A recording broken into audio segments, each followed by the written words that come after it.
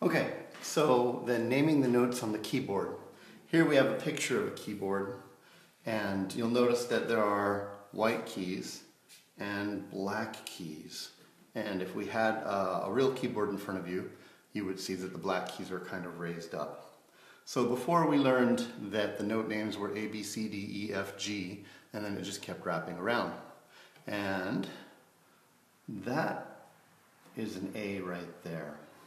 And that's a B, and that's a C, a D, E, F, and G. Now some of you have background and so this is all review, and that's great. And if you're brand new to this, all you have to do is start to have some visual acuity or recognition to help you get started here. So let me show you what my wife does when she teaches little children how to play piano. She gives lessons. She says, find a group of 3 black keys. And so the kid will touch those 3 right there. And she'll say, find another one, and then they'll find them there. And then she'll say, find a group of 2 black keys, and those are there, and so on. And she says, because these are raised up, this is a doghouse. And what lives in the doghouse? And the kid will inevitably say dog. Although one time, one child did say dad, because he forgot the anniversary, but that's okay. Anyhow, either way it works. So if you remember that you find 2 black keys that are grouped together, and then the note in the middle is D for dog, because this is a doghouse, then you can go from there. To the right is going up higher, so D, E, F, G, and going to the left is going down, so we go backwards to the alphabet, C, B, A, and then G, and then F, and then E. And if you look, the pattern is the same. Notice that I have another doghouse right there, and that's a D right there. So really we're just talking about one set of notes that then repeats itself for every octave, okay? So that's the basics of it right there. Now, if you want to access these black keys here, then we need to have something to modify these notes. Now, in music, for instance, if I draw my treble clef here, and I have myself a G right there, okay? That would be this note or this note depending on where this sits in the piano. But let's just pretend it's this note right here.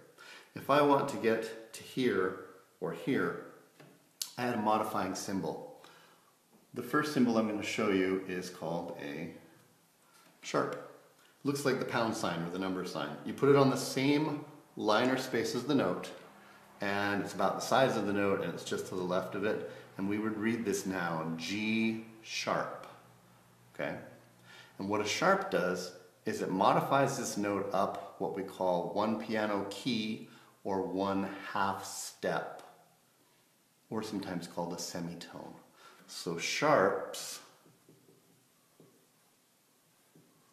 raise notes.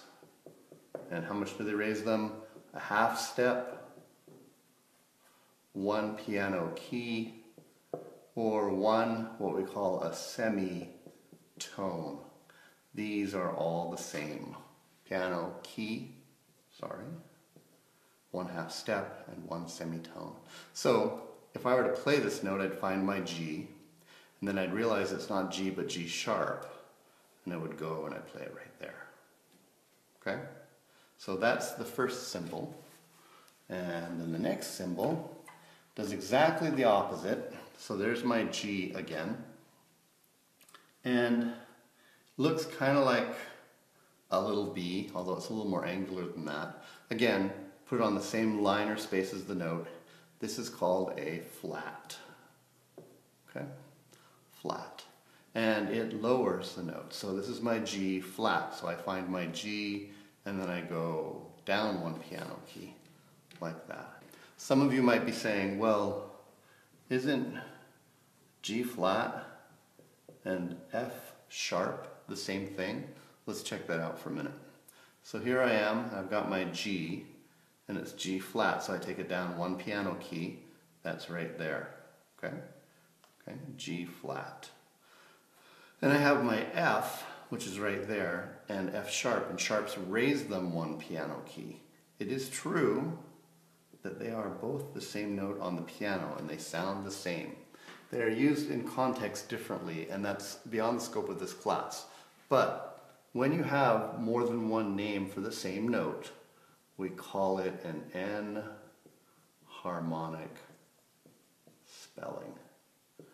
Enharmonic spelling means two names for the same note, actually multiple names for the same note. So F sharp and G flat are the same.